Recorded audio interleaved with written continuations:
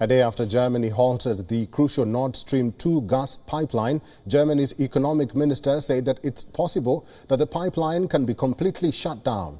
These comments come after Russian President Vladimir Putin ordered troops into eastern Ukraine. Berlin's move is the firmest response yet to Moscow's recognition of Ukraine's separatist-controlled regions.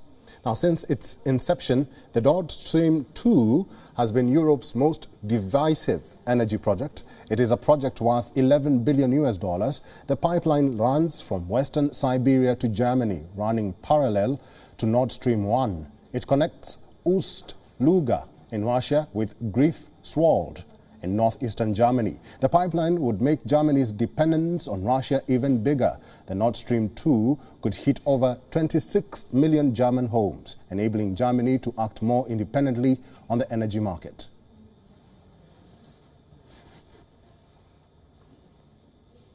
WION correspondent Trent Murray is now joining us live from Berlin for more on this story. Trent, welcome to this broadcast.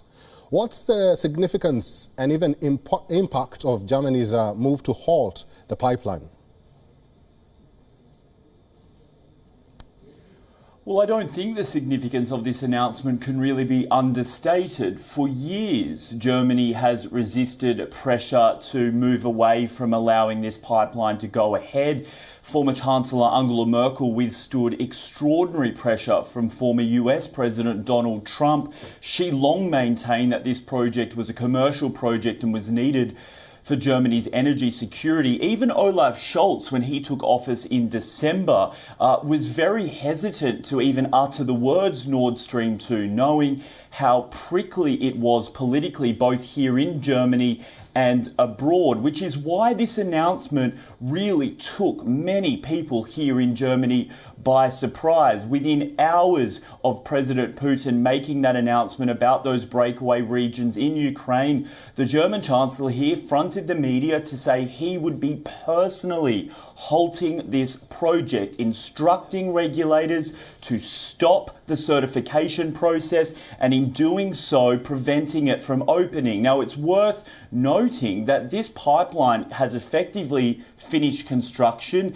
It is filled with gas, ready to go. In fact, Russia has often said it could be the answer to help bring down the cost of energy bills here in Germany. But despite all of that, the German Chancellor is essentially standing on principle, saying it will not go ahead given the circumstances that changed in the past 48 hours with the Kremlin. So why does Russia want the pipeline, and why is President Joe Biden against it?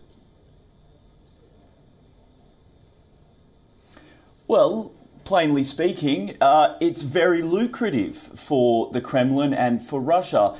Gazprom, the state-backed gas company in Russia, has pumped about 10 billion euros, $11 billion into this pipeline. And to start flowing gas from Russia to Germany would represent a lot of money for a lot of people involved in it. So by halting it, that will rob the Kremlin, Russia and Gazprom of a lot of money. I mean, it's worth noting that Nord Stream 1, as you mentioned, is still open. That's the older pipeline in all of this, opened about a decade ago. I mean, so for now, the gas is still flowing from Russia, but there won't be any more coming with this new pipeline. In fact, a former foreign minister here in Germany has said in the newspapers today it would be a miracle if Nord Stream 2 is ever opened now, given the circumstances surrounding it.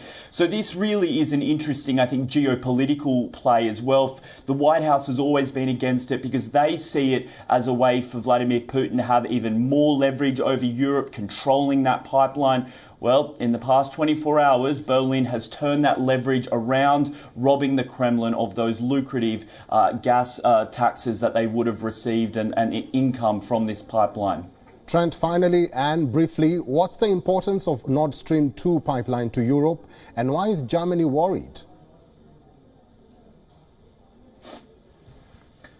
Well, effectively, the gas coming into Germany helps power the electricity grid here, helps warm homes, and about 40 to 50% of the gas used in Germany does come from Russia. So if there's any disruption to that supply, the country would struggle, I think, to keep things running. It would probably need to burn even more coal in order to keep everything operational. The German industry group has said any major rise in electricity prices now could be catastrophic for the economy. So it is an issue where Germany, yes, has stood on principle in all of this, but it does also now stand to be hit quite hard economically. That's something Chancellor Scholz will have to deal with domestically here in Germany. Live from Berlin, Trent Murray, thank you very much for talking to us today. WION is now available in your country. Download the app now and get all the news on the move.